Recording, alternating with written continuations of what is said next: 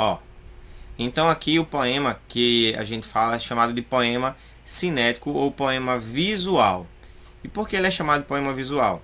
Porque ele é diferente daqueles poemas que a gente está acostumado, que é composto por estrofes e versos. Ele aqui é composto apenas pela ideia de que a imagem, certo, ela forma. Então a palavra aqui velocidade, Alexandre, que eu estava falando aqui na gravação, é justamente essa. Ela vai dar aquela ideia de movimento. Então a velocidade, você vê que à medida que a palavra vai subindo, então alguns elementos finais da palavra vão desaparecendo e só fica a letra V, dando aquela ideia realmente de velocidade, tá? De algo veloz, de algo rápido. Bom, a poesia em movimento, né, que é justamente essa ideia dos poemas cinéticos, é um gênero também em que a poesia dá a ideia de movimento e de velocidade. Os poemas cinéticos são chamados também de poemas concretos ou figurados e dão a impressão de formas concretas que estão em movimento, onde a própria posição e disposição das palavras e dos elementos transmite então uma mensagem. Na sua construção são utilizadas várias imagens poéticas e a palavra é utilizada como se ela tivesse capacidade de se locomover. Na figura aqui ao lado, ó, o infinito dos seus olhos me faz encontrar o infinito dos seus olhos. Então, a palavra aqui que simboliza o infinito é uma palavra que passa a ideia também de um poema visual ou cinético, em que a palavra continua sendo escrita e reescrita, dando a ideia de uma imagem. Tá? Esse poema também é muito conhecido, né? Na tarde fria de junho, voa o cheiro, o barulho do café descendo quente pelo bolo reluzente. Me pergunto já em prosa, existe coisa mais gostosa? Então, essa poesia, esse poema aqui, ele foi todo escrito aqui, ó, em forma, certo, de uma xícara, tá? E aqui, ó, o que está subindo em forma do vapor, certo? Do líquido quente, né, do café ou do chá, que na verdade vai sendo reproduzido aqui também. Então é uma imagem de um poema cinético, tá? Outro aqui, ó. Os poemas concretos ou cinéticos são aqueles criados não só para serem lidos, mas para serem vistos, como uma fotografia, uma pintura, por meio de um trabalho com letras, palavras e seu significado, procuram transmitir, além de sentimentos, emoções, movimentos, cor, forma, etc. O poema cinético dá a ideia de velocidade, é um futurismo literário. São usadas várias imagens poéticas na reconstrução da poesia, usando a palavra como se ela fosse capaz de se locomover. Observe, alguns buscam inspiração para criar o seu. Então aqui, ó, dando a ideia de um funil, tá? É um poema, só que aqui trazendo a ideia de uma imagem. E agora nós vamos ver, certo, um vídeo que fala um pouco mais também sobre esses poemas em movimento.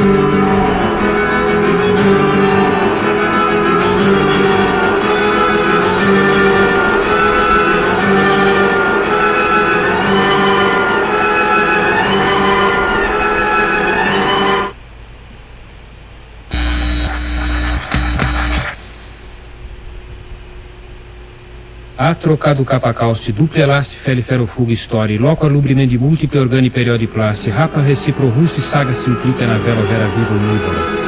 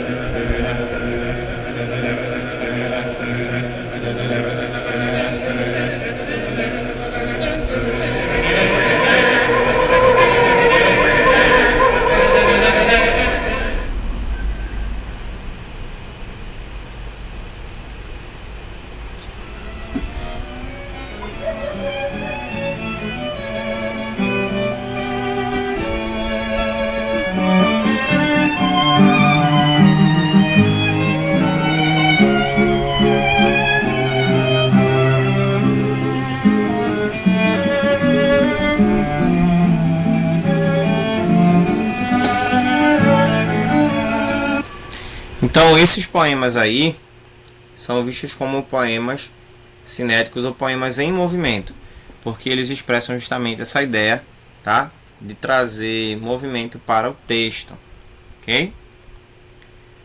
Bom, e quais são os procedimentos? Deixa eu só tirar aqui para não confundir depois, para vocês não pesquisarem e depois não tá lá. E quais são... Chegou mais gente agora.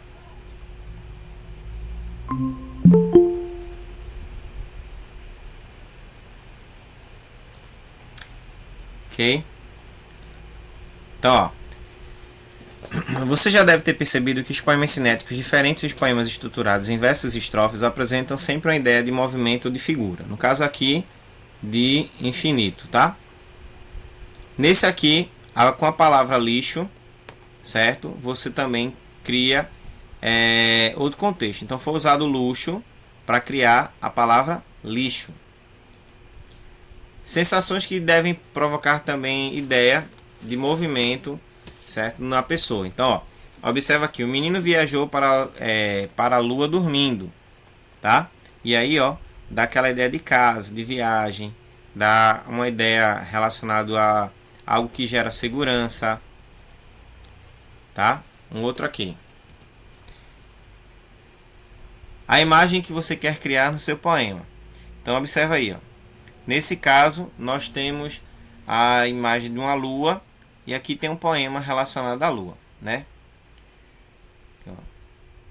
Disfarçada, apareceu, bela ela é, brilhou e encantou. Disfarçada sim, mas a mim não, me enganou. E aqui dá a ideia da lua.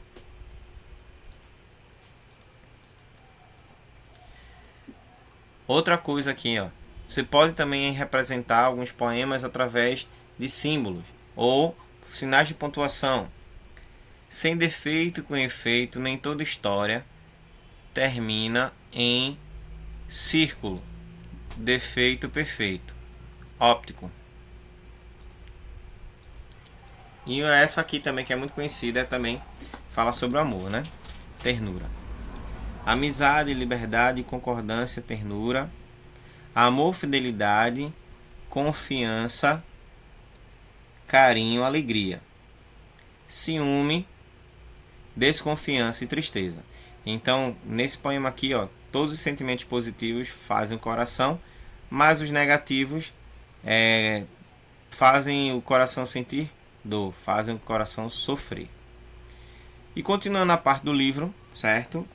Na página que segue, Ronaldo de Azeredo, que é o autor desse poema Velocidade, ele também é muito conhecido justamente por trabalhar com esses poemas cinéticos. E esse poema Velocidade foi o que mais ficou conhecido, tá? Dentro do seu poema, do seu trabalho. O texto de Ronaldo Azeredo apresenta a mesma estrutura do de Camões, ou seja, o texto da estrutura de Camões era um texto inverso. O texto dele era um texto inverso? Não, o texto dele não é um texto inverso. O texto dele apresenta imagens que formam ideias, palavras que vão formando contexto e dando vida àquilo que se pretende falar. Como o texto está estruturado? O texto de Azeredo não é estruturado em estrofes e versos. Ele está estruturado por meio de letras dispostas de forma horizontal e vertical. E aí, ó, para quem chegou depois, o texto que nós iniciamos a aula é isso aqui, ó. Isso é um poema que é chamado de poema cinético ou poema visual, que foi o que a gente estava observando quando alguns pediram para entrar. Então, esses aqui são exemplos de poemas visuais ou cinéticos. Esses poemas aqui que formam imagens, tá? Reunido depois com seus colegas para entender quais foram as letras e palavras organizadas para surgir essa ideia. Então, foi colocada a palavra à disposição movimento. E aí, da palavra movimento de baixo, foi tirada sempre uma letra, que é a letra final, e acrescentada o V para gerar justamente aquela ideia de movimento presente no texto. Explique a relação entre a forma e o conteúdo do poema. O poema brinca com a ideia de velocidade. Para isso, utiliza a repetição da letra V, para indicar a aceleração. No entanto, no decorrer do poema, essa repetição vai diminuindo até formar a palavra velocidade. que explica a ideia central do poema. Leve, então, dentro desse conceito aqui, podemos chamar de poema visual ou cinético. Para os que chegaram depois, quem não está entendendo o que eu estou falando?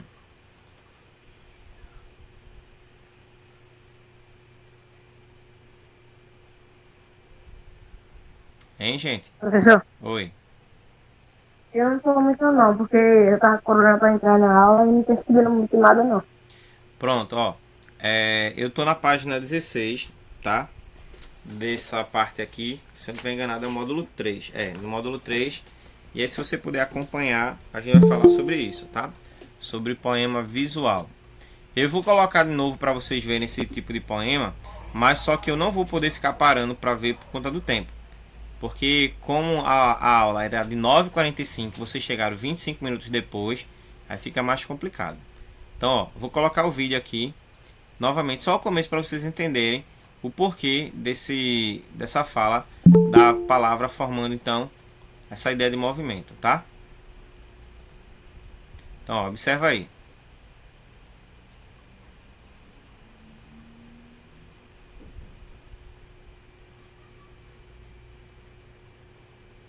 Professor, Oi. o senhor falou que começou de que hora? 9h45. É porque no negócio que a dona Fátima manda, diz que começa de 10 horas. 9h45. Eu botei no grupo. No link que a dona Fátima 9h45. manda com todas as aulas do senhor, Aham. diz lá 10 horas às 11h15. 9h45.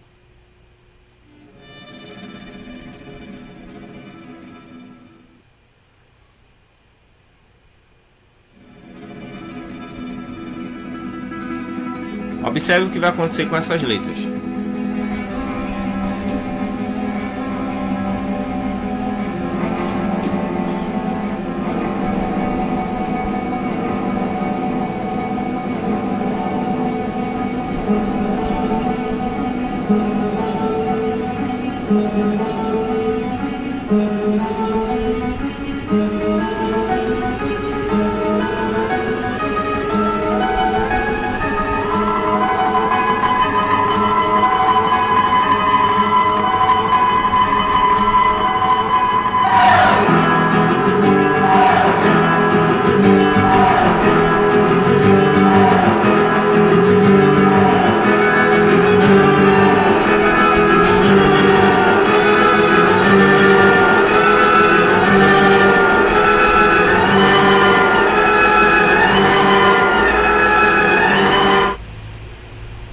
Então, nesse caso aí, o poema que a gente está analisando na página 16 é esse, que dá a ideia de movimento, chamado poema de velocidade, tá? Que é tudo isso aqui que a gente já falou. E é chamado de poema visual. Bom, observa aqui, e quem está com o livro pode acompanhar, quem não está com o livro pode ajudar também prestando atenção. Leia outros dois poemas. Sobre o mar de rosas que arde em ondas fulvas distante, erram meus olhos diamante como as naus dentro da tarde. Então aqui, ó, foi feito mesmo um mar feito todo de rosas, certo? E aqui tem fluvial e pluvial. Dá aquela ideia de fluvial e de pluvial, tá? Sabe a diferença de fluvial para pluvial? Quem sabe?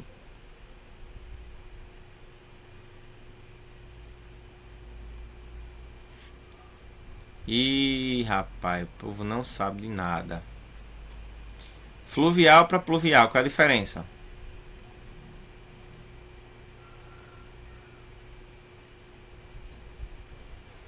Fluvial é a água do rio, pluvial é a água da chuva. Então aqui dá a ideia de, ó, a água ser evaporada e se formar chuva.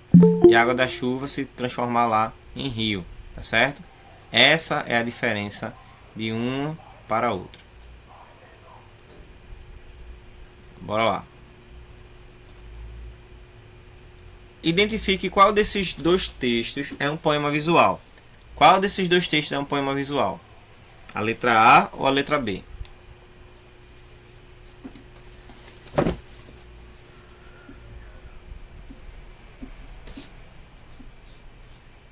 Qual dos dois textos é um poema visual? Vocês estão aqui na aula, Que ó, vou responder, não vou esperar que vocês respondam não. Aí já eu termino a aula. Letra A. Eu também tô. Letra B, certo?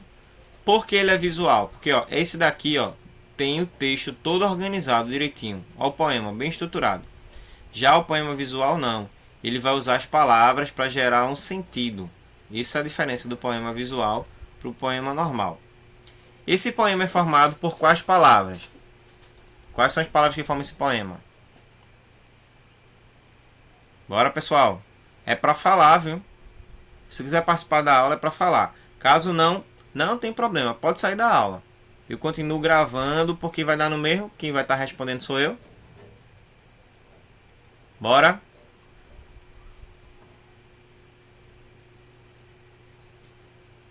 Professor, saí da sala sem querer quando eu ia ativar o microfone. Certo. É fluvial e fluvial.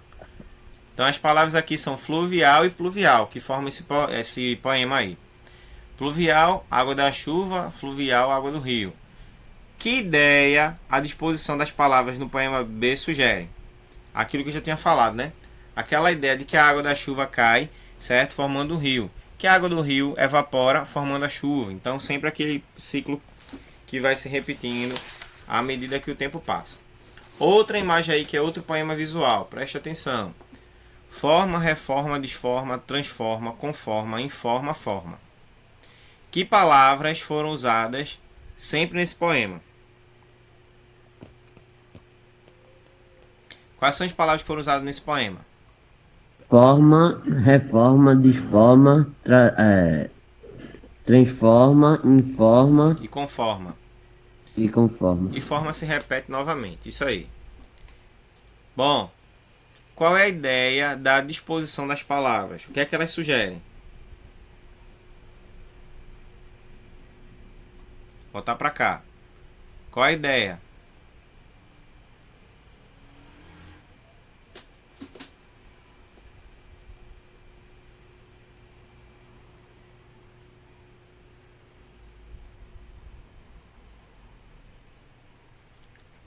A ideia aqui é a ideia de que a palavra ela se transforma.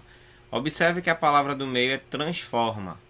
Então, transforma, desforma, reforma, forma. Tá certo? Transforma, conforma, informa, forma. Então, a ideia aqui é usar a palavra nessa perspectiva de que a palavra pode se transformar em outras coisas. Com relação à forma em que esse poema difere do poema pluvial, qual é a relação em que esse poema se difere do poema visual que a gente viu lá, chamado pluvial?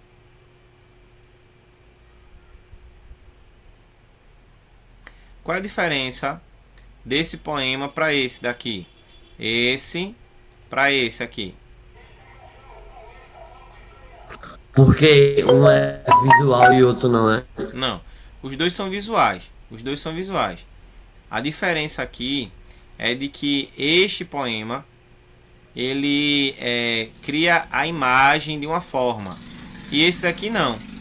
Esse aqui só são as palavras organizadas, mas não cria uma imagem.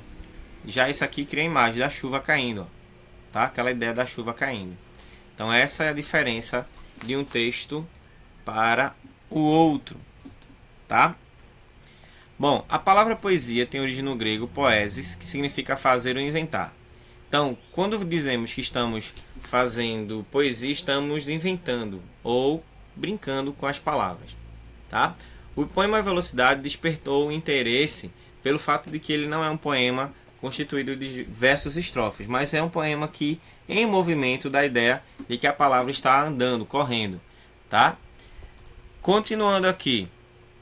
Para dar maior expressividade ao poema, alguns autores utilizam a aliteração. A aliteração é o som de algumas consoantes que se repetem à medida que o tempo vai passando. A aliteração ocorre no poema visual de Ronaldo Azeredo, ou seja, no poema Velocidade. Sim, tá? Por quê? Porque a gente percebe constantemente o som do V, certo? Sendo repetido. Velocidade, velocidade, velocidade. Então esse som de V, que é de consoante, indica uma aliteração. Dos trechos a seguir, quais representam exemplo de aliteração? Chove chuva, chove sem parar. Chove chuva, chove sem parar. mas a minha tristeza é sossego porque é natural e justa. Quem com ferro fere, com ferro será ferido. Então, qual dessas aqui, ou quais dessas aí, certo? Tem exemplo de aliteração.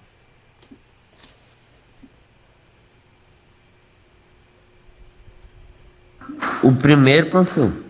O primeiro. Tem mais algum outro? Então, o primeiro tem o som de chi, né? Chove, chuva, chove, chove, chove, chuva. Então, nesse caso daqui, ele tem um som de chi. Tem um outro aí que tem algum som de O consoante último também, o último. Quem com ferro fere, ferro será ferido. Então, ó, som de F, né? Então, quando existe som repetido de consoante, você tem uma aliteração. É isso que o texto está apresentando para a gente.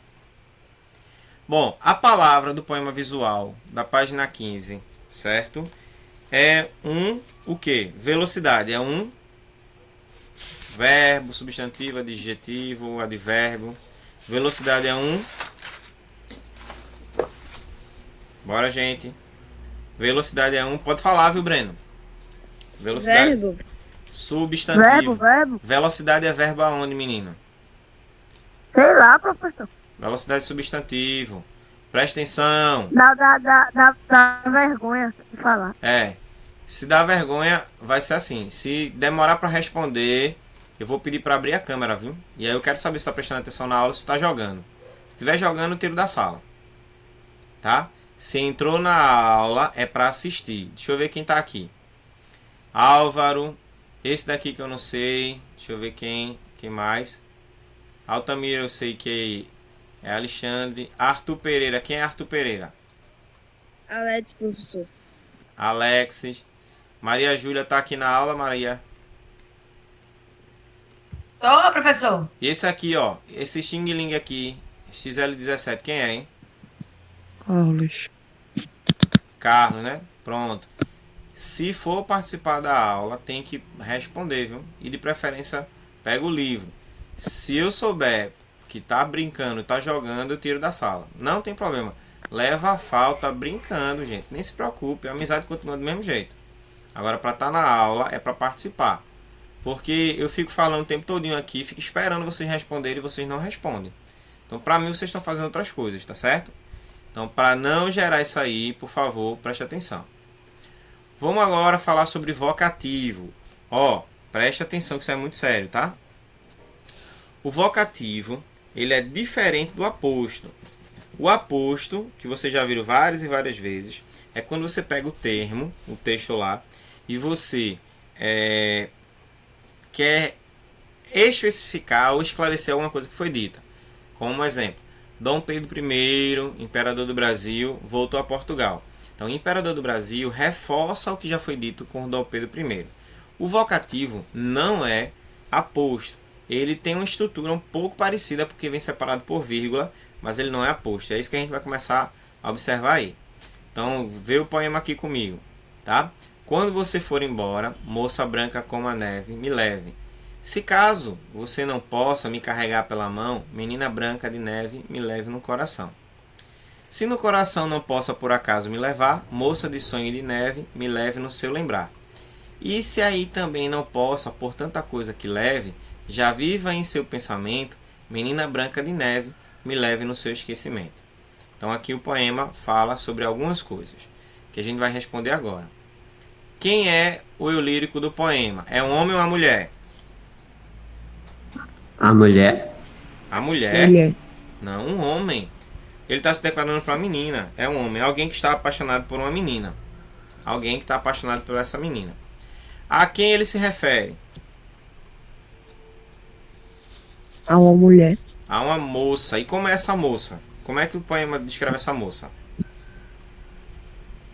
Com cabelos dourados. Não. Não fala sobre os cabelos dourados. Fala que ela tem a pele branca. Ó. Há uma moça branca como a neve. Diz que ela tem a pele branca como a neve. Tá certo? O eu lírico não quer ser esquecido pela amada. No entanto, na tentativa de resolver os obstáculos que surgirão, ele sugere várias opções.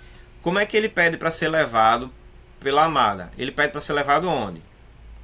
Aqui. No coração dela. Só no coração não. Deixa de Aí preguiça e ele lê o fala texto. que no Pela esquecimento mão. dela. Ó, ele quer ser carregado pela mão. Depois ele quer ser carregado onde? No coração. No No coração e depois no coração e esquecimento. depois no esquecimento. E De levo no todas sem as formas lembrar. ele quer que ela o carregue, que leve ela. Então, ó, ela primeiro, né, fala para ser a companhia, então pegar na mão, depois levar no coração, e se no coração dela já tiver alguém que ela esteja interessado, que ela leve no esquecimento. Em diversos momentos do poema, o eu lírico invoca a sua amada. Que expressão ele usa para chamar a atenção da sua amada?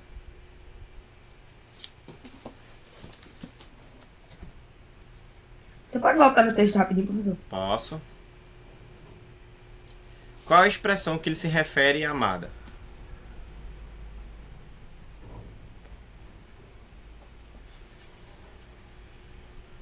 Se caso você não possa me Não, carregar não é pela isso não. mão. Quando ele se refere à moça que ele tem interesse, quais são as expressões que ele usa para se referir a ela? Aqui você tem, ó, moça branca como a neve, menina branca de neve e moça de sonho de neve. Quando você for embora, moça branca, como Só a neve não, me leve. só o moça branca como a neve, a menina branca de neve e moça de sonho de neve. Essas são as Acertei expressões uma. que ele utiliza, certo, para se referir a ela. São essas expressões aí que evidenciam o sentimento do eu lírico pela moça, no caso, pela mulher amada. Bom, e o que é o vocativo? O termo vocativo é usado para dar uma chamada de atenção, para fazer com que eu e você possamos entender, certo, a proposta daquele texto. E como é que funciona? Preste atenção aí, ó. Ele é um texto, um termo livre, solto, tá? E que não tem referência a nenhuma coisa que veio antes. Por exemplo, quando você for embora, vírgula, moça branca como a neve, me leve. Então, moça branca como a neve não tem referência nenhuma quando você for embora. No aposto tem sempre uma relação com o que foi mencionado antes. E aí, se também não possa, por tanta coisa que me leve, já em seu pensamento, menina branca de neve. Então, ó, sempre que você perceber que um termo não tem ligação com o outro, mas dá uma ideia de um chamado, certo? É um vocativo. Filho, venha logo para casa tomar banho. Filho é o vocativo. Mãe, precisarei ir ao colégio. Logo volto. Mãe é o vocativo. Tá? Para dar também maior ênfase à expressão, são utilizadas algumas interjeições, como ó, certo? Então, ó, ô de casa, podemos entrar, é uma chamada. Ô Luciano, não me deixe só, é uma súplica. Tá? E outros mais que a gente vê no nosso contexto do dia a dia. Menino travesso, pare de pular, senão vai se machucar. Menino travesso é o chamado. A vida, minha querida, é cheia de mistérios. Minha querida é o vocativo. Rasurar o teste é expressamente proibido, senhor Fernando. O senhor Fernando é o vocativo. E aqui, para responder, em que posição, respectivamente, estão os vocativos nessa frase? E aí ele coloca no começo, no meio e no fim. O vocativo ele pode ser colocado em qualquer lugar, tá certo? Já o aposto não. O aposto é sempre depois da palavra que ele se refere. Geralmente o aposto vem no meio, diferente do vocativo. Vocativo, aposto explícito em modo imperativo. Preste atenção. Em determinados contextos, tá? Um termo pode expressar ambiguidade quando sua classificação é vocativo ou então aposto explicativo. A cantora brasileira Ana Carolina está fazendo sucesso internacional. Para desfazer essa ambiguidade, de modo que o nome Ana Carolina funcione como vocativo, deve-se colocá-lo no início ou no final da oração, para que o termo seja aposto explicativo. Basta acompanhá-lo no artigo definido. Vocês entenderam qual foi a ambiguidade que está aqui no texto? A cantora brasileira Ana Carolina está fazendo sucesso internacional. Qual é a ambiguidade que está aqui?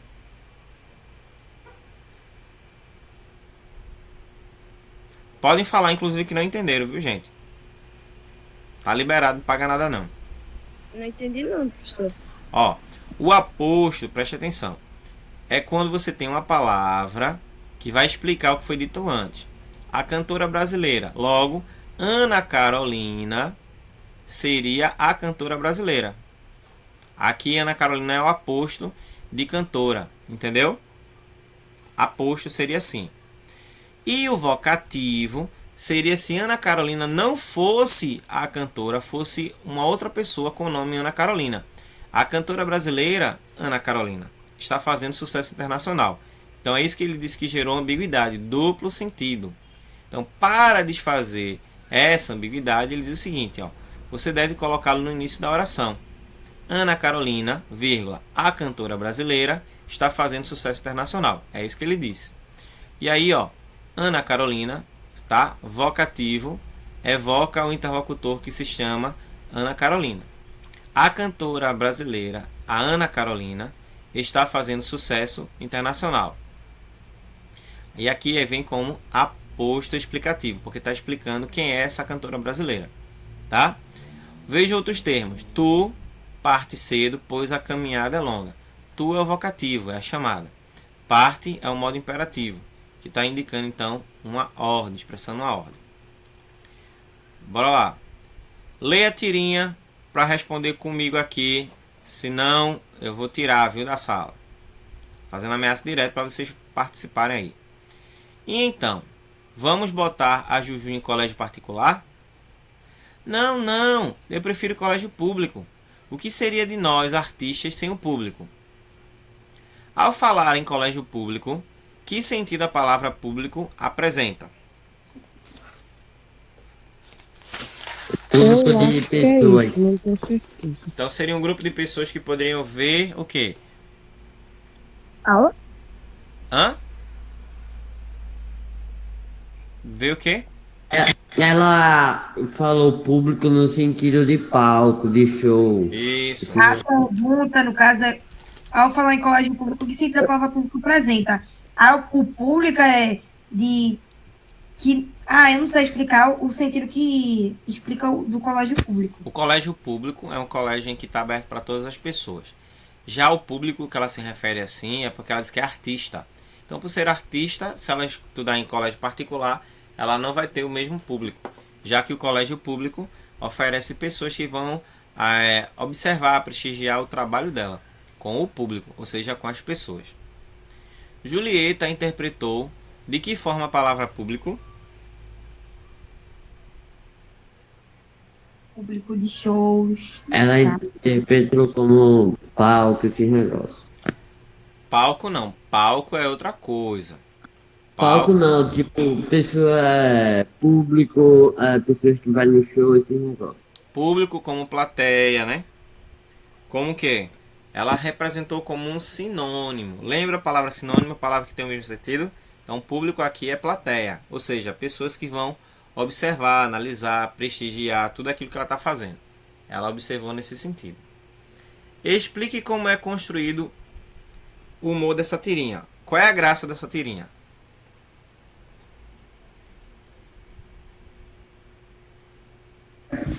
A graça é que ela fez uma brincadeira de público, que é a escola, e Eu não público achei graça, de... então não sei. Tudo Tipo diferente, isso, menino. professor. E Tudo ela fez, diferente. ela fez uma brincadeira, tipo, que os pais estavam falando sobre colégio público. E ela falou sobre, tipo, ser o público de ir pra show, esse negócio assim. Sim.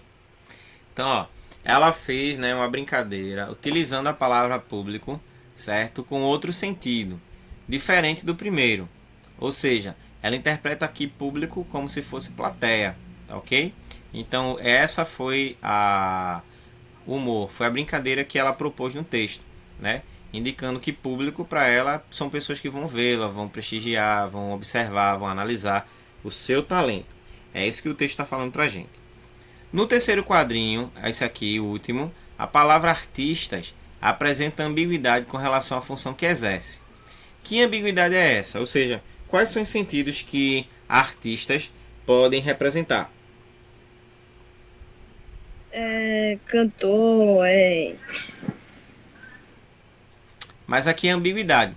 Artistas aqui tem qual sentido? Quantos sentidos tem a palavra artista? Aí, ó, primeiro sentido, ele tem o sentido de vocativo.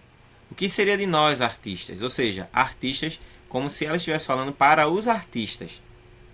O que seria de nós artistas? Sem o público, tá certo? Ou seja, ela não é artista, tá? Mas ela está falando para os artistas que ela não seria nada sem o público dela. E no segundo momento, tá certo? Ela se inclui como artista. O que seria de nós artistas? e artistas é um aposto de nós, certo? Referente a ela. Então são duas formas de analisar aqui, ó, essa ambiguidade. No primeiro momento, como um aposto explicativo ou como vocativo. Vocativo artistas, porque dá aquela ideia de que ela está falando para os artistas, e artistas também, na qual ela também se inclui como artista. Essa é a ambiguidade do texto.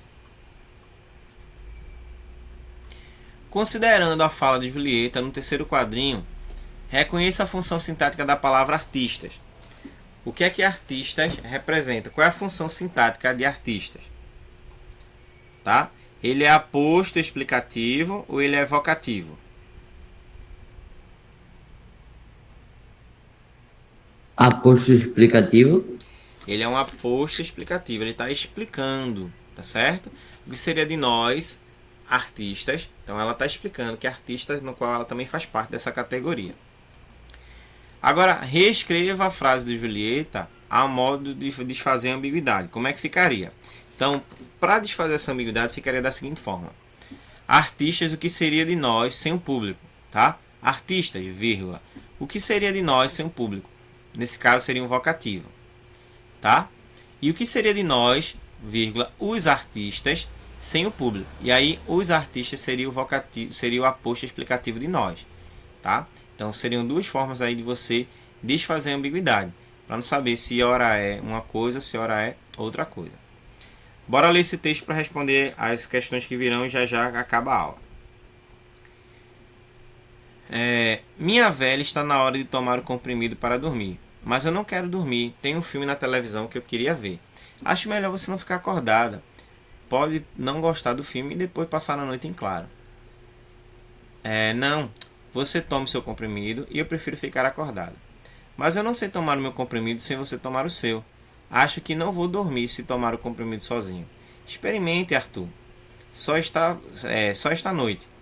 Estamos tão acostumados que se os dois comprimidos não forem tomados juntos, acho que um não faz efeito. Ah, Arthur, você é a cruz da minha vida. Será possível que eu não possa nem ao menos rever um filme de Cary Grant? Estou te estranhando, Lindaura. Nunca pensei que você tivesse paixão por Cary Grant. Muito bonito. Cena de ciúme a essa altura da vida. 38 anos de felicidade e você me vem com uma coisa dessas? Tá? E aí, para voltar ao texto, eu volto para vocês responderem. Quem são os personagens do conto? Quais são os nomes que aparecem aí? Minha velha e. Não. Grant. O nome deles é citado. Grant e Lindaura. Não. Arthur e Lindaura. Arthur e Lindaura. Cary Grant é o artista do filme que ela queria assistir. Em qual fase da vida estão os personagens? Você acha que eles estão em qual fase da vida?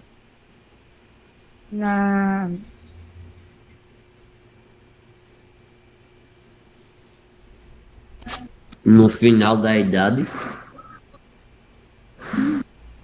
Eles são jovens, são novos. Como é que a gente pode caracterizá-los? Idosos. Não, eles são São idosos. idosos. Eles estão na fase, né, da terceira idade. Eles estão, certo, na fase do idoso, ok? Aquela fase que é chamada da fase geriátrica, em que muitas vezes eles precisam de ajuda de outras pessoas para cuidar deles também, nos últimos momentos da vida deles. Ok? É isso aqui que a gente percebe. Ok?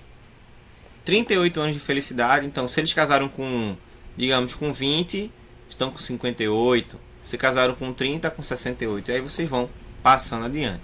Fora o tempo que talvez eles possam ter namorado. E aí soma mais um tempinho ainda. O que significa a expressão "você é a cruz da minha vida", dita por Lindaura?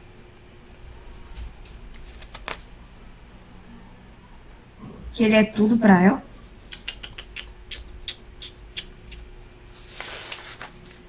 Você é a cruz da minha vida. O que é que ela quis dizer com isso?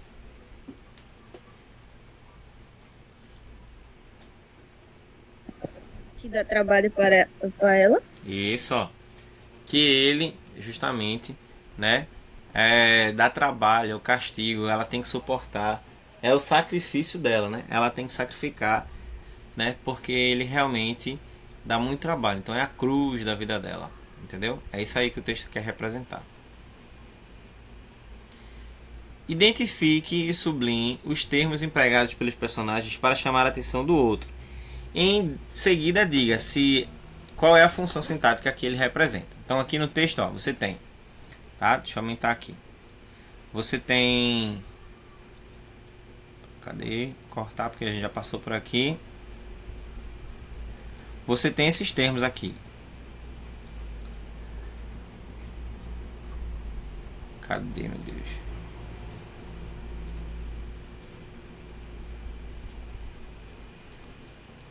Ó, os termos que são chamados por eles para chamar uma atenção do outro. Então você tem minha velha, Arthur, Lindaura, tá? Então esses termos são os termos usados para um chamar a atenção do outro. Que nome recebe esse termo dentro do texto, dentro da análise sintática? Que nome recebe? Aposto ou vocativo?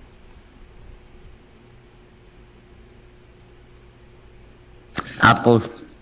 Vocativo. Quando é para chamar atenção, é vocativo. Quando é para explicar algo, é aposto. E na letra E, por meio do vocativo, é possível identificar o tipo de relação que se estabelece entre o locutor e o interlocutor. O locutor é aquele que está falando, certo? No texto. E o interlocutor sou eu e você. Com base nessa afirmação, explique a mudança do vocativo empregado por Arthur para chamar a sua esposa. Tá? Ó, qual foi a expressão que Arthur iniciou chamando a sua esposa? Minha velha. Minha velha. Então, ó, o que é que quer dizer isso aqui? Não é porque ele chamou ela de minha velha. Foi com a intenção de ridicularizar ela, era uma expressão assim que não era tão carinhosa. O que é que você percebe com isso, quando ele chama ele de minha velha? Uma expressão carinhosa que ele já tem uma certa intimidade com ela. Pois é. Alguns casais, né? Não sei se os pais de vocês fazem isso, né? Mas alguns casais tratam assim, né? Filho, filha, ou meu filho, minha filha, minha véia, amor, né? Que é muito comum. Meu amor, né? Tem pai e mãe que fala assim, né? Um com o outro. Meu amor, venha cá, por favor. Aí você já sabe que se refere ao cônjuge, né? Ou o pai ou a mãe, tá? Tem outros que falam meu velho, minha véia, entendesse? E outros se colocam com apelidos. Por exemplo, meu tio chama minha tia de Tonha. O nome dela não é Antônia, mas chama ela de Tonha. E ela chama ele de véi. É Tonha e véi. É uma onda, eles dois. Certo? Então, são expressões carinhosas e são utilizadas para chamar o outro. Quando você utilizar uma palavra dessa com a ideia de chamamento, é um vocativo. Alguém aqui já levou para casa algum comunicado da escola pedindo para que os pais comparecessem a alguma reunião pedagógica? Sim ou não? Sim. Como é que começa aquele convite? Quem é que lembra de alguma frase daquele convite? Caros pais. Caros pais, senhores pais ou responsáveis. Isso aí é um vocativo. Você já mandou alguma informação, por exemplo, entrou em contato com algum professor, no qual antes de você chamar ou falar o que você queria, você já saudou ele com a saudação de boa tarde, bom dia, boa noite?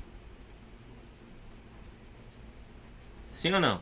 Sim. Eu já. Se você coloca assim, ó, bom dia, professor, isso é um vocativo. Boa noite, professora, isso é um vocativo. Como assim? Eu não entendi. Porque vê só, o vocativo é justamente para fazer o que? Chamar a chamada de atenção. Então, ó, se você coloca assim, ó, bom dia, professor, ok? Isso é um vocativo. Boa tarde, senhora. É um vocativo. Essas são expressões de vocativo. E quem é o vocativo? Quem é as duas palavras aqui que estão sendo chamadas a atenção? Hein, gente? Professor e senhora. Professor e senhora. Então, ó, nesse contexto aqui, professor é o vocativo e senhora é o vocativo. Entendeu o que é o vocativo? Minha velha é o vocativo. Porque, ó, quando ele começou a falar minha velha, chamou a atenção dela. Minha velha, está na hora de tomar o comprimido para dormir. Então, é o vocativo que foi usado aqui por ele. Bom, continuando para a gente terminar essa parte, certo? Vamos ler mais um poema. Não parece, mas quanto mais você me assumir, maior será a sua responsabilidade. E não adianta eu ser só bandeira. Tenho também que ser de verdade. Agora, abra a portinha da gaiola do seu coração. Imagine que eu seja um passarinho. Me ponha na palma da mão e diga para mim: Lili, minha liberdade. Eu já te entendi. Pode sair. Não vou te prender mais. Porque o eu lírico diz ao seu interlocutor: quanto mais você me assumir, maior será a sua responsabilidade. O que é que ele quis dizer com isso?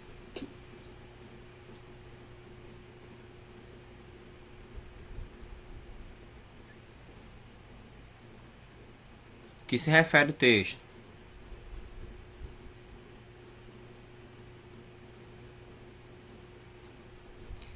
Hein, pessoal? Hein, pessoal? Hein, Eu não pessoal? entendi essa, professor. Oi?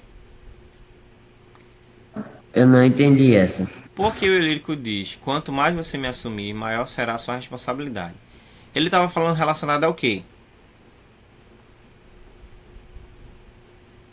Relacionado a ele? Neste caso, ele estava relacionado à liberdade, assumir a liberdade. Quanto mais independentes e mais livres nós nos sentirmos e nos tornarmos, seremos também mais responsáveis. Vocês já ouviram falar sobre emancipação? Quem sabe o que é emancipar? Ser independente. Alguns adolescentes, preste atenção, isso é muito sério. Tem adolescente que eles não querem obedecer aos pais, eles querem se tornar independentes. E o que é que eles fazem? Os pais, juntamente com o desejo desses filhos, que eles não conseguem mais controlar, eles vão na justiça e lá o menino ou a menina vão lutar pelo direito de serem emancipados. O que é isso quer dizer? Quer dizer que o menino com 13, 14, 15, 16, 17 anos, não sendo ainda de maior, ele diz na justiça que ele quer responder legalmente pelas suas escolhas. Porque as decisões do pai e da mãe têm sido prejudicial para ele. Com isso, com 16 anos, se ele for emancipado e cometer algum crime, ele pode ser preso. Porque agora, legalmente, ele responde por ele mesmo. E aí, quanto mais a gente passa a assumir responsabilidades de adultos, nós nos tornamos também responsáveis para arcar com as consequências dessas responsabilidades. Quando você fizer 18 anos, não pense que o que você vai fazer, papai e mamãe vão passar a mão na cabeça, não. E a sociedade da justiça também não. Legalmente, você corresponde pelos seus atos. E principalmente pelas suas escolhas.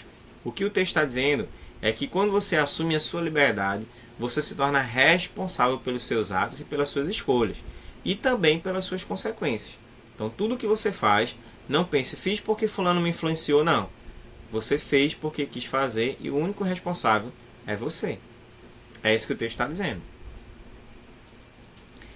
Nos versos, e não adianta eu ser só bandeira, tenho também de ser de verdade. O eu lírico empregou o termo bandeira como sentido conotativo, ou seja, uma ideia figurada. Qual é o significado dessa palavra no poema? O que é que bandeira quer que significar aqui?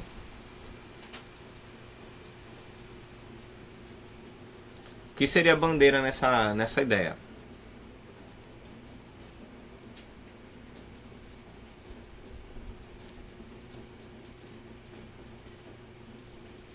Bora, gente. Bandeira da ideia de quê?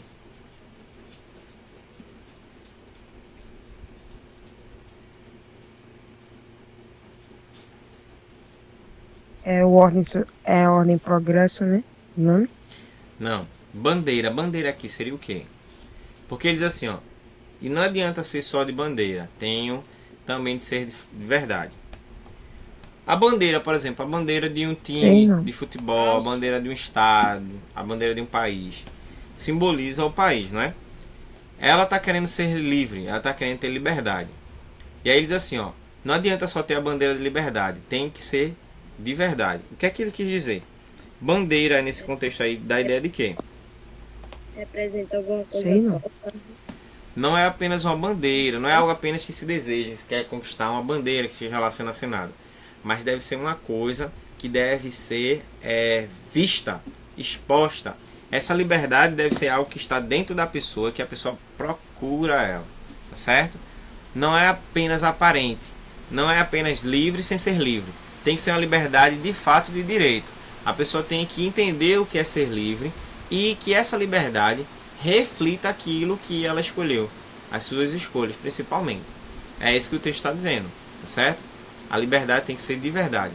Não pode ser uma liberdade ou uma falsa liberdade. Tem que ser uma liberdade plena, tá? Absoluta. O vocativo é um termo que geralmente vem isolado por vírgula. No poema, 2 termos são isolados: Lili e minha liberdade. No entanto, apenas um deles é classificado como vocativo. Que termo é esse e qual é a classificação do outro termo? Qual termo é vocativo e qual termo não é vocativo?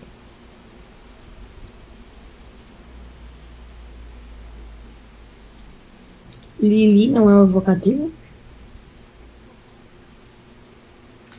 Lili é o vocativo. E minha liberdade, qual é outro termo que minha liberdade é?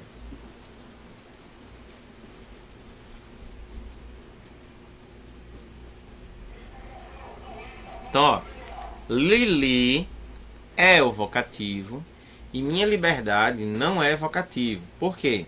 Porque Lili é quem está sendo chamada a atenção, tá? E o outro termo é um aposto explicativo, ok? Minha liberdade, o que é que ele coloca aqui como minha liberdade, né? Poder sair, né, sem se arrepender, poder ir onde se quer. Então essa é a ideia construída aqui no texto, tá? Bom, depois de passar por isso, nós chegamos na parte em que trabalhamos com os conectivos, e aí preste atenção. O que é um conectivo? Um conectivo é um termo utilizado no texto, tá certo? Para que esse texto ele se torne um texto mais gramaticalmente, literalmente, né, atrativo, atraente e que não seja carregado de excesso de repetições. Então nós iremos ler, certo, o soneto, uma parte do soneto, na verdade, de Camões, tá? E aí você vai ver alguns termos que foram destacados. O amor é fogo que arde sem se ver, é ferida que dói e não se sente, é um contentamento descontente, é dor que desatina sem doer. Mas como causar pode ser o favor, nos corações humanos a amizade, se tão contrário a si mesmo é o amor. Observe as palavras em destaque e relacione os sentidos que apresenta em cada um desses textos. Então aí, ó, introduz uma condição e retoma a ideia anterior. Oi. Não, esse poema não teve na última aula, Teve sim. que a gente até comentou sobre ele. Uhum.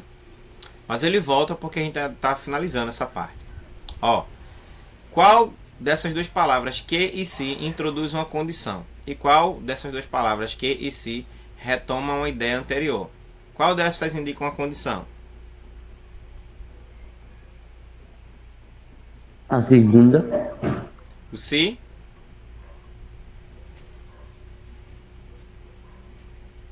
É o se, é? Acho que ele saiu sem querer.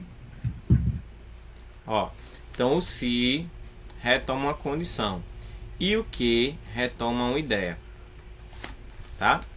Essas duas palavras aí são vistas como conectivos. Então vamos lá. Qual é a função dessas palavras na construção de sentido de texto? Assinale a alternativa correta. Completar os sentidos expressos pelas palavras e orações, estabelecendo relações entre elas, ou ligar palavras e orações de modo a estabelecer relações de sentidos entre elas. Completar os sentidos ou ligar palavras e estabelecer relações entre elas. Qual dessas aí? Completar sentidos. Completar sentidos. Não. Ligar palavras e orações de modo a estabelecer relações de sentido entre elas. Em um texto, as palavras expressas e expressões responsáveis por estabelecer essas relações de sentido entre ideias, palavras, orações e parágrafos, recebem o nome de conectivos. Trata-se de elementos de ligação que contribuem para a coesão, ou seja, a articulação das partes, e a coerência, que é justamente a articulação das ideias. Elas estabelecem diferentes relações, como adição, temporalidade, causalidade, oposição, explicação, condição, conclusão e finalidade. Tá? Observe os exemplos. Camões é um dos maiores e mais importantes poetas de todos os tempos, da ideia de adição. Acrescentou a ideia dele ser um dos maiores e mais importantes. Não se sabe ao certo quando Camões nasceu. Então, nesse caso aqui, da ideia de tempo. Quando? Da ideia de época. Os Lusíadas, obras de Camões, é considerada uma dos maiores poemas épicos da língua portuguesa, em razão de sua universalidade, em razão da ideia de causa. O amor é contrário a si mesmo, mas causa nos corações humanos a amizade, mas da ideia de oposição ou contrariedade. Camões é considerado o maior poeta português porque abordou grande diversidade de temas em suas obras e tinha um excepcional domínio da língua portuguesa, utilizando-a de forma expressiva, porque traz a ideia de explicação. Se tão contrário a si mesmo é o amor, se dá uma ideia de condição, a obra de Camões tem um grande valor literário e cultural, portanto, deve ser conhecida e apreciada pelas pessoas, dá a ideia de conclusão, e na faculdade Mara teve de ler os Lusíadas, a fim de estudar com profundidade a literatura camoniana, a fim de da ideia de finalidade. Vocês aqui já brincaram com Lego? Você percebe que as pecinhas do Lego são diversificadas, né? Tem uma que tem, por exemplo, 2 pinos, né? Outro tem 4, outro tem 6, outro tem 8 e outro tem 10. Que vai também sendo diferenciado pelo tamanho. E aí você percebeu que quando você quer construir alguma coisa, você usa uma peça para ligar uma parte daquilo que você está construindo à outra.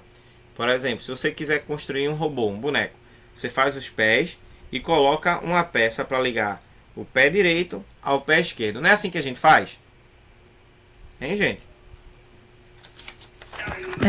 Quando nós fazemos isso, nós criamos conexões. E essas peças, elas aparecem para nós com o termo de conectivo. Então, na palavra, no texto, também existe isso. Existem palavras e expressões que são conectivos. São termos que nós tiramos ou colocamos com a ideia de dar uma liga, como a gente está colocando aqui, ó. Ligar palavras e orações para estabelecer um relacionamento entre elas, tá? Gerando um sentido que possa ser fácil de ser entendido. Na atividade de agora, o que é que nós iremos fazer? Nós iremos ler o texto, tá certo? Baseado aqui no Diário de Anne Frank, certo?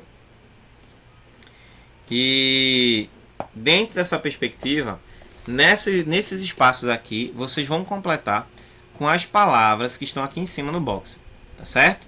Então você vai ver aqui melhor se encaixa e vai dizer qual é a palavra, e aí a gente vai perceber essa relação de sentido estabelecida entre elas.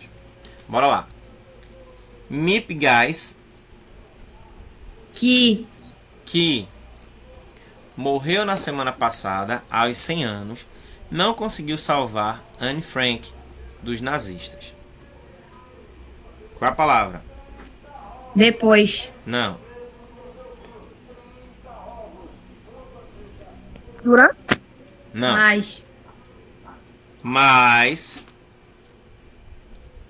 conservou o Diário da Menina, uma das obras mais marcantes do século XX. Não sou uma heroína, escreveu a holandesa, nascida na Áustria. Mip Guys, em seu livro de memórias, Anne Frank Relembrada, publicado em 1987.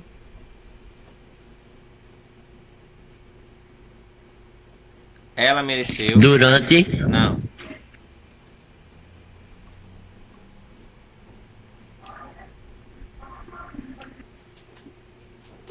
Depois. Ela mereceu sim ser chamada de heroína. E aí? Sim.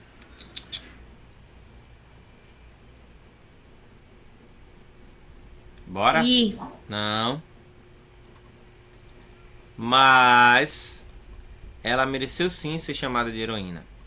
Entre 1942 e 1944, a ocupação nazista da Holanda. Qual é a palavra? durante. Durante a ocupação nazista da Holanda, Miep, seu marido,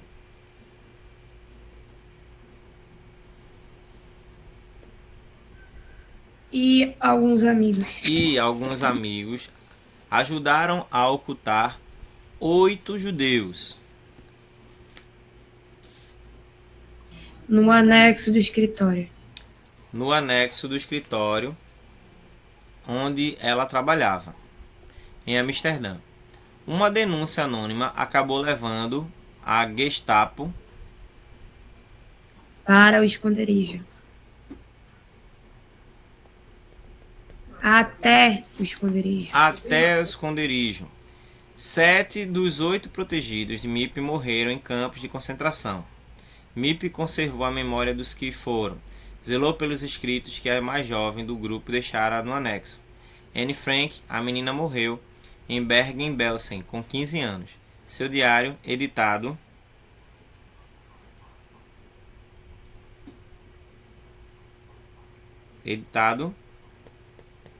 Depois da Guerra depois da Mundial. guerra pelo pai, Otto, o único sobrevivente da família, tornou-se o mais conhecido testemunho direto do terror nazista, vendendo mais de 20 milhões de exemplares no mundo todo. Miep morreu na segunda-feira, 11, em Hoorn, Holanda. Depois de uma breve enfermidade, tinha 100 anos e podia se orgulhar de ter contribuído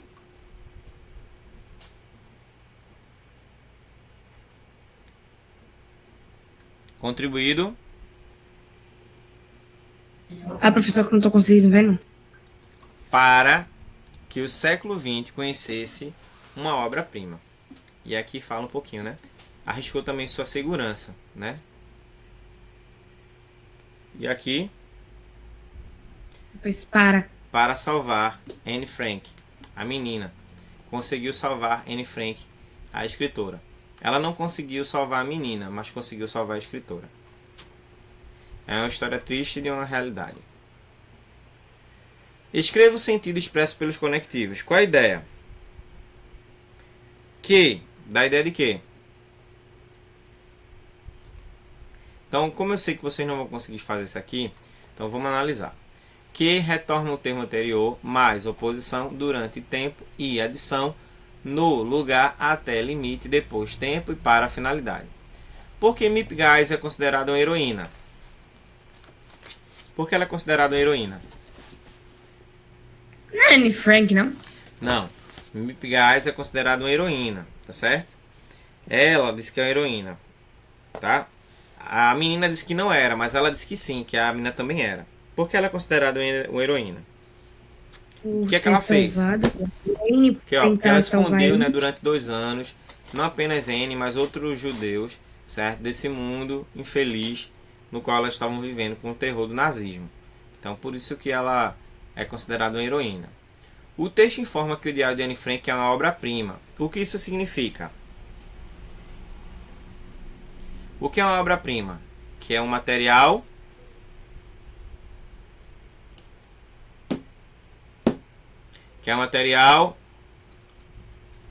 bora? Ruim, bom, importante, relevante é o quê? Que é um material importante. Por que ele é importante? Pois ele traz assuntos referentes ao que foi vivenciado naquele período. Então só mesmo quem passou é quem sabe e vai poder relatar. Então por isso que é chamado de obra-prima. Em sua opinião, por que Anne Frank escreveu um diário?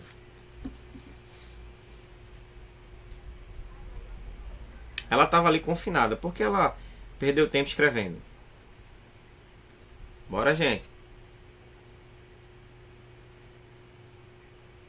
Qual a pergunta, professor? Por que Anne Frank perdeu tempo escrevendo um diário? Eu acho que por causa que ela estava confinada num lugar, com os pensamentos dela o tempo todo ali, ela precisava escrever. Para registrar, né, os momentos difíceis que ela estava passando aqui naquele período, que poderiam ficar até para a posteridade. Quem sabe ela sonhasse que um filho ou uma filha pudesse ler, mas infelizmente não foi o que aconteceu com ela, tá certo? Bom, para quem não conhece, né, Anne Frank nasceu em 1929 e morreu em 1945.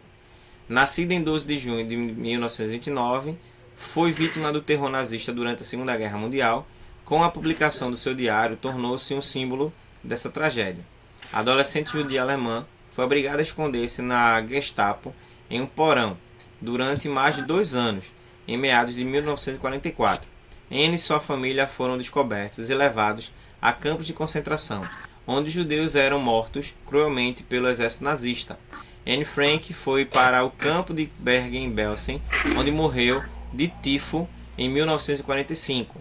Durante o período em que ficou escondida, escreveu um diário no qual escrevia os terrores da guerra e os conflitos pessoais característicos da adolescência. A garota relatava seu primeiro amor, seus sonhos, seus medos, as brigas de sua família e sua admiração pelo pai Otto, único sobrevivente da família, que em 1947 publicou pela primeira vez o Diário da Filha, considerado uma bela obra literária, traduzido para mais de 67 idiomas e importante documento histórico desse período de guerra. Articula as orações a seguir dos conectivos, estabelecendo uma relação de sentidos entre elas. Vou estudar muito durante a semana. Quero estar preparado para a prova. Quais são, certo, os conectivos que aparecem aqui nessa frase?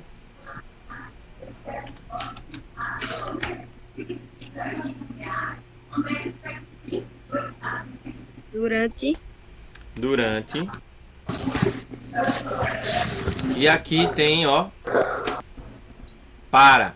Se eu quiser formar uma frase só, usando essas duas orações, como é que eu colocaria? Qual o conectivo que eu usaria para unir as duas aqui? Vou estudar muito durante a semana. Quero estar preparada para a prova. Qual palavra eu poderia colocar aqui para unir as duas? Vou estudar muito durante a semana. E Pois ou porque quero estar preparado para a prova. Sua mãe ligou em casa. Ela queria saber se você almoçaria conosco. Sua mãe ligou em casa. Queria saber. Que palavra eu uso para unir essas duas orações?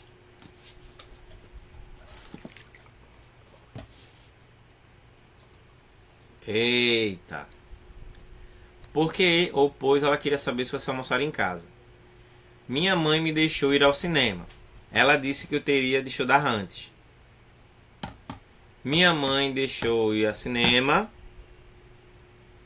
Qual conectivo? Mas ela disse que eu teria que estudar antes. O campeonato regional começa só daqui a 6 meses. Já treinamos todos os dias.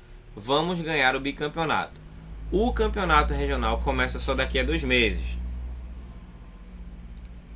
Já treinamos todos os dias. Mas já treinamos todos os dias. Vamos ganhar o campeonato. Por isso, logo, portanto, vamos ganhar o bicampeonato. Meu pai conseguiu folga no feriado. Estamos planejando a viagem há tempos. Iremos à praia. Meu pai conseguiu uma folga no feriado. O que mais? Como é que a gente pode finalizar essa parte? Por isso, Por isso, né? E estamos planejando uma viagem há muito tempo. Por isso, iremos à praia. Meu irmão comprou um carro novo. Não quer ser roubado novamente. O carro novo tem alarme. Meu irmão comprou um carro novo. Porém, E não quer ser roubado novamente. Tá? E não quer ser roubado novamente. Por isso, colocou um alarme. E aí, para a gente finalizar, as questões que virão vão partir desse texto. Sabor de antigamente, sabor de família. Café que foi torrado em casa, que foi feito no fogão de casa, com lenha de mato da casa. Café para as visitas de cerimônia, café para as visitas de intimidade. Café para os desconhecidos, para os que pedem pousada, para toda a gente. Café para de manhã, café para de tarde, para de noite. Café por todas as horas do riso ou da pena. Café para as mãos leais e os corações abertos. Café da fraqueza inefável, riqueza de todos os lares pobres, na luz hospitaleira do Brasil. Por que o autor escolheu um tema café? O que é que você acha? Talvez porque ele deva gostar de café. Ele pode gostar de café e porque é uma bebida muito conhecida, né? Então ela tem muitas coisas em cada região diferente. Então ela também simboliza a hospitalidade. Geralmente as pessoas quando vão a algum lugar, chega na casa do outro, a pessoa oferece, né? Você aceita um café, uma água, um suco? Não é assim que as pessoas oferecem? Então é uma bebida gostosa e o Sim, pessoal professor, gosta. mas pelo amor de Deus, professor, café é muito ruim, eu não gosto não. Café com leite é uma delícia, mano.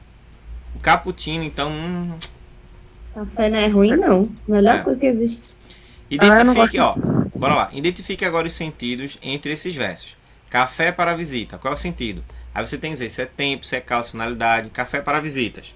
Qual é a ideia?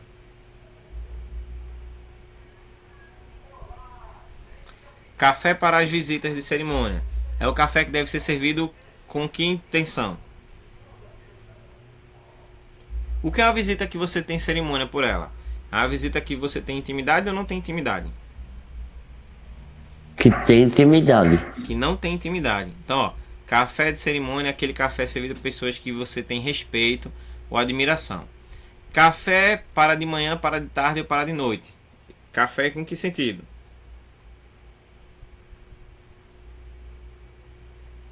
Café para toda hora. Para ser bebido em qualquer hora do dia. Café para todas as horas do riso ou da pena.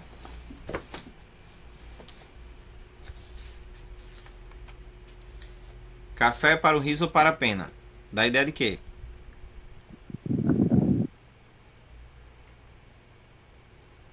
Não precisa empurrar o coleguinha. Cada um responde por vez. Diga, Júlia. Nas horas boas e ruins. Em momentos alegres ou tristes, horas boas e ruins. Isso mesmo. Agora releia e explique a repetição da palavra casa. Café que foi torrado em casa, que foi feito no fogão de casa, com lenha no mato de casa. Tá? O que é que essa expressão casa quis relacionada ao café? Quis apresentar relacionado ao café. Dizendo que o café é no sentido de ser no café o quê? Preparado em casa. Café? Caseiro. Caseiro, né? Tudo que foi preparado em casa é caseiro. Ó, e aí, já chegando no finalzinho.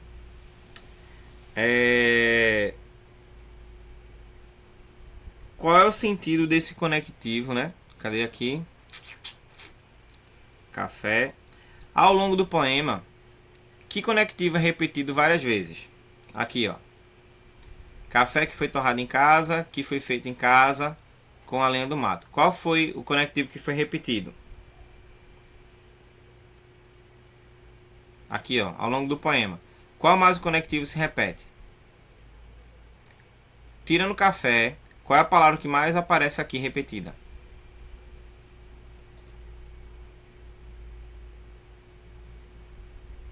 Bora, Casa. gente.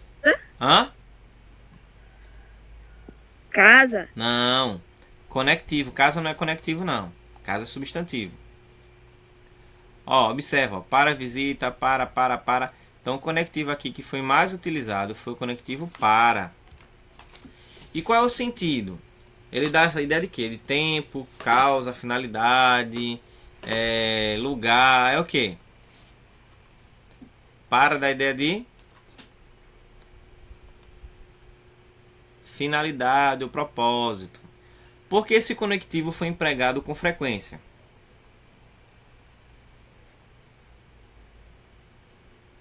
Porque o café é uma bebida que ela é utilizada em várias conexões. Então, se é a finalidade de estar recebendo pessoas ou não, é com esse propósito que você vai utilizando.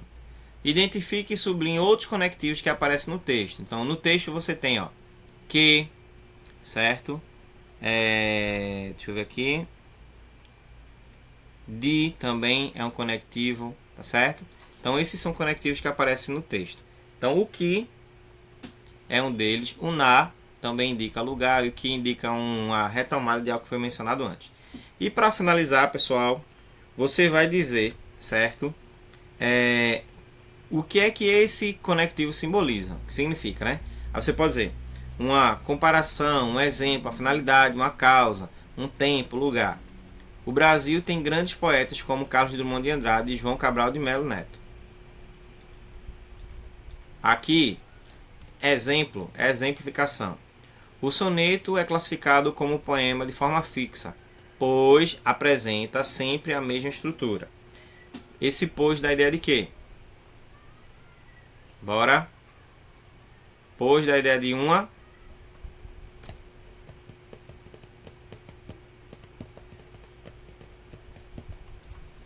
explicação.